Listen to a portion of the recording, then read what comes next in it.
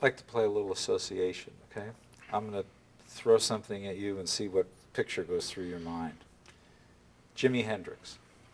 Well, Jimmy came to our house one time with Buddy Miles. This when we were living in New York.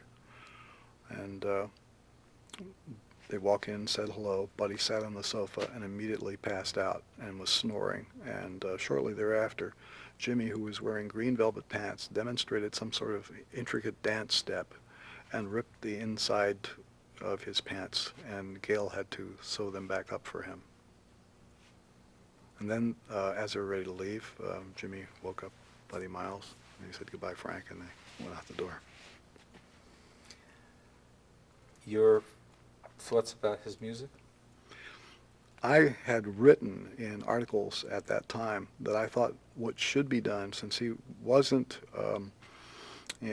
musically literate, he couldn't write it down himself, that he should be put in some sort of working relationship with somebody who could write his ideas and have them scored for instruments other than the electric guitar. And I think that would have been something worthwhile to do, but he was too busy doing other things to ever sit down and take that approach. Yes? We need to change tape.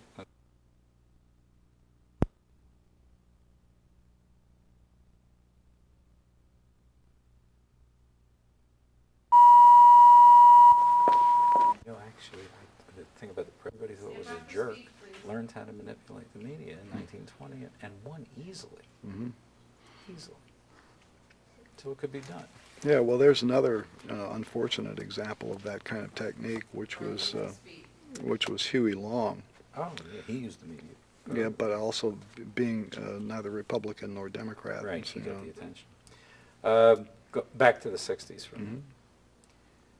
1968, the assassination of Martin Luther King. And I appreciate if you could use their names in the answers, your memories. Yes, I remember when Martin Luther King was assassinated, and it was just another one of those things that made me worry about the sanity of the people in this country and the sanity of the policies and why something like that should have to happen. Any kind of an assassination, it's just so pew. And that was April, and then in June, Bobby Kennedy is assassinated. Yeah, it looked like a trend, didn't it? Maybe using the Kennedy assassination. That's an interesting answer. Well, then you get the Bobby Kennedy assassination, and it starts to look like a trend. I mean, anybody who thinks that these were isolated incidents, just isolated crackpots, I see a trend. I see a mysterious hand behind all this. I don't want to sound like a conspiracy theorist, but I think that it's been the idea that the possibility that certain types of conspiracies have existed in American politics, just because they've existed before, would allow you to project that they could continue to exist to this day. UFOs. I saw one once. I think they're out there. What they are, I don't know. Something's out there? Well, I believe that something is out there. I think that those things that you see in the sky are only one small manifestation of a whole wide range of phenomena that people haven't properly named or have attributed the wrong source to. To automatically assume that everything is the work of an extraterrestrial intelligence, I think, would be a mistake. To automatically assume that things that you can't understand are supernatural occurrences, I think that's a mistake. I think that because physics as a science is so imperfect, that we may discover eventually that some of the more baffling things that we experience as phenomenon will later be described in very precise terms using tools which we don't have now, but which will be developed later to give more rational explanations for stuff that is too scary.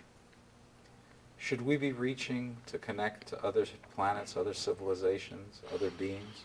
I think that the idea of space exploration is worthwhile, but I think that to pursue it just because we want to connect with a race of superior beings with this, superior intellect who will then come down and bestow wisdom on this particular race is a mistake. If there is such a species out there, if they really were smart, they wouldn't have anything to do with us. Because the only thing that the human species can do perfectly is make a mess out of stuff. I mean, it's so easy for anything that is a human organism to just cause destruction because we have this ability to invent destructive things and on a scale that no animal or other organism would be able to do. We can project the worst part of our nature over such vast areas because we have the ability to do that. So I should think that if we ever connected with a superior intelligence someplace, he would probably do the rest of the universe a favor by blotting out all human life on this planet as quickly as possible before we get so skillful that we can spread the bad things that we do to other environments. So maybe the best thing is to find these people, because we'll spend a lot of money and we'll go out there and we'll get the superior intelligence and think that he's going to help us out, and he will, just by blowing us up. 1969, Man on the Moon.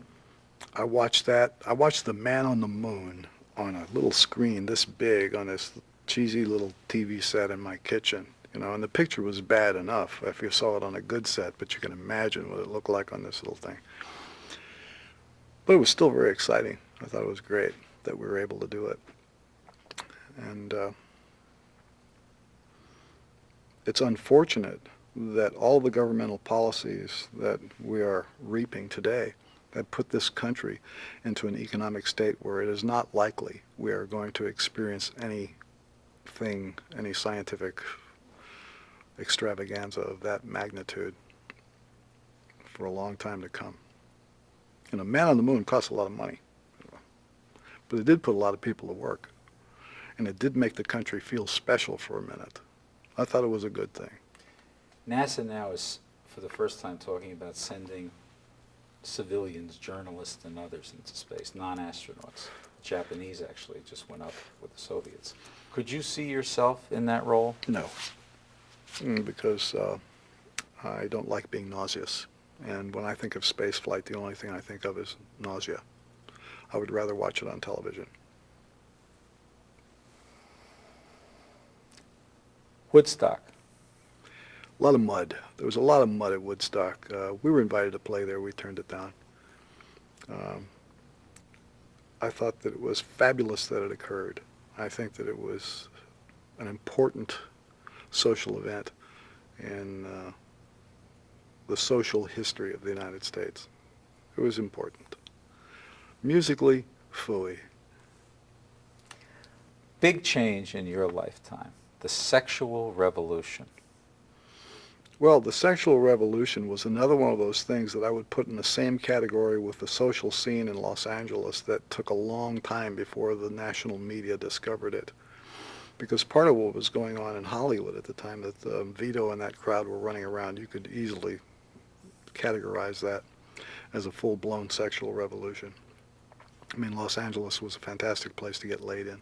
Plenty of variety, and, it was great. And it was, going on long before they started talking about it in the 70s.